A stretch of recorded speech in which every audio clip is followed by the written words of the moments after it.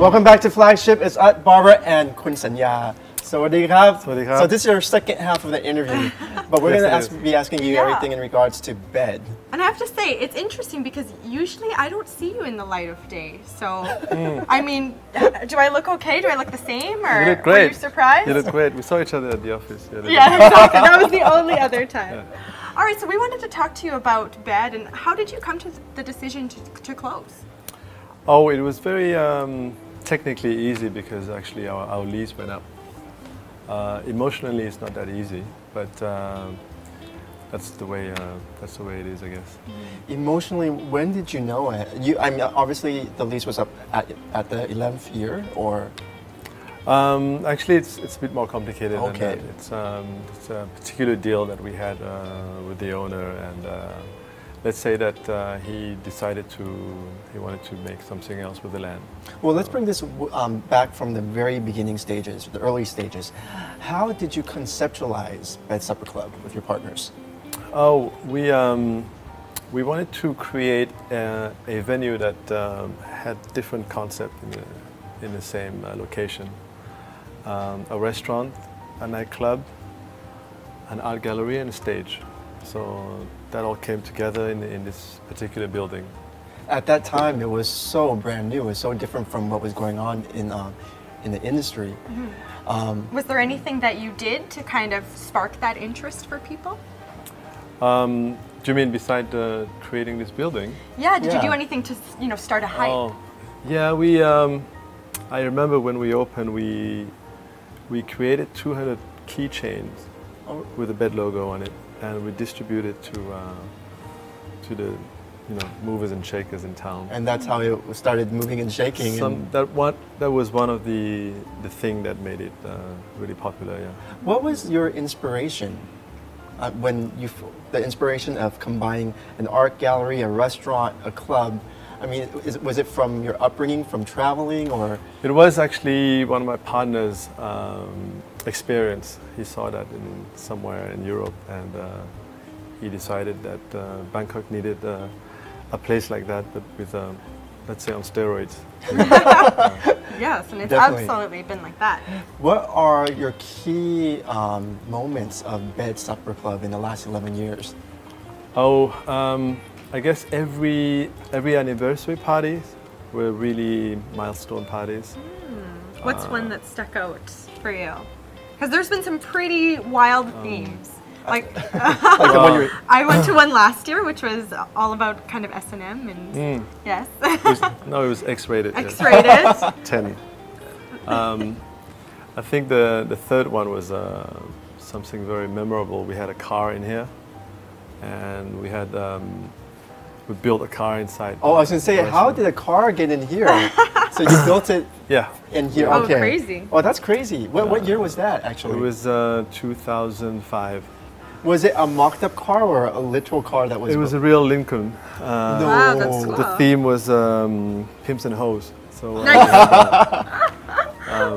and we had Pam from Apartment Kunpa playing the guitar on the car. So it was. Okay. Was it on this side of bed where we're at? It was in the restaurant side. Yes. Oh my gosh. So when you come up with an idea like that, do you say to yourself, "Okay, I want a car in here. How do we do this?" Or how do you go through those steps of making something like that happen? We have a good team. We have a good team of organizers and prop masters, and so it's a real production team. So yeah, we made it happen.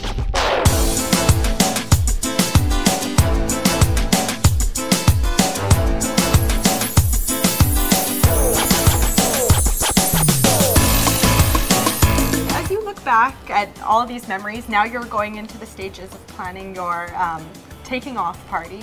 What kind of goes through your head? Oh, nothing much. Just I think I want everyone to enjoy, here and now, and I think it's an important page of Bangkok's nightlife that is going to be turned. So it's just appreciating the moment and looking forward, How do you feel about the nature of this generation of partygoers compared to when this was launched 11 years ago? What's the nature now? Well, I think more people are going out now. generally. In the market, I mean, you have these young students, young kids. I think there's more expat kids as well. So they just want to be together, I guess. I mean, it's not really about music or the scenery, I guess. It's just.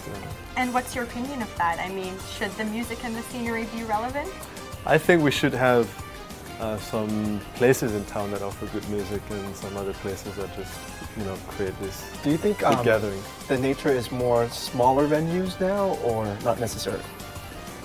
Not necessarily. I mean, it depends. It depends on. I mean, there's enough venues right now that can cater to all these segments, but I still believe there's still the need for a good nightclub. I do agree, especially in Thailand. Yeah. Yes. What are your current projects? My current projects, I'm working right now at my new bar called Maggie Choose, which is on Silom. Quite popular. A lot of fun, yes. And I'm also having a restaurant with other partners in Supperclub called Queens. And of course, we're working on opening a new Supperclub in another location.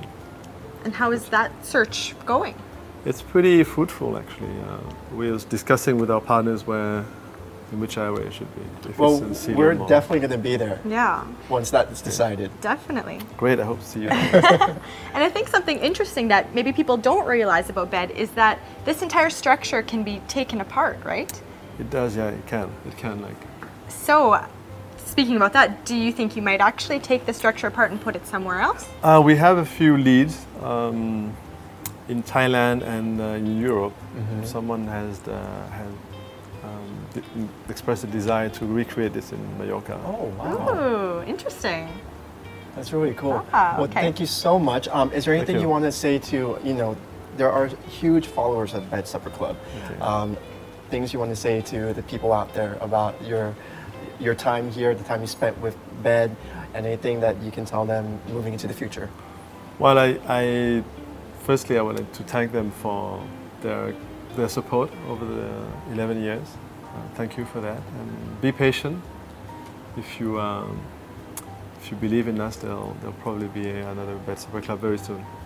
Excellent. I think they definitely believe in Bed Supperclub, and we do too. That's why we're back here, and we're gonna go visit Maggie Chu next.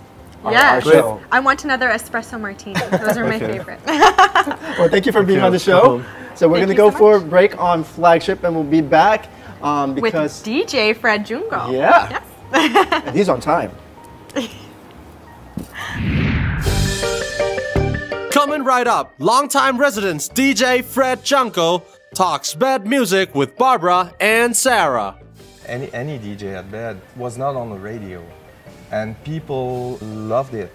It's very difficult. It has been 11 years. Personally, it's a chapter of my life that I have to close, and hopefully Bed is not closing. It's just moving somewhere else.